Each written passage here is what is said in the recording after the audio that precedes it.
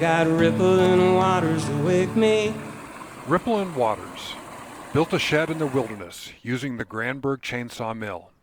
Today, we talk about the chainsaw, emphasizing lessons learned. Other videos explore site design, solar electric, the water system, and of course the mill.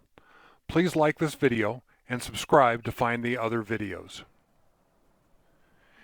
Essential tools include chains, wedges, a tape measure, a funnel, and a torque wrench. I carried the gas and bar oil with gallon jugs and then transferred the lighter quart containers for use in the field. Use ethanol-free gas and create a system for adding the oil and gas preservative.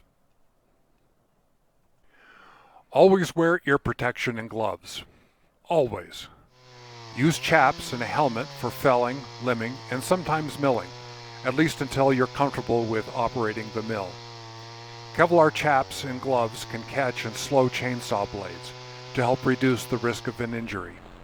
My land requires an hour-long hike, so a leg cut could be catastrophic. The only communication is with texting using a satellite phone. Safety first. Granberg specifies chainsaw bars of 16 to 20 inches and 50 to 70 cc's or more of displacement. I burned up a 50 cc saw with a 20-inch bar after 120 planks.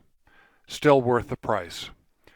My new saw is 70 cc's and it worked much faster on the Ponderosa, which has moderate hardness. Maybe a 50 cc saw would be adequate on softer Douglas fir with a 14-inch diameter. It's good to warm the saw up before starting a cut.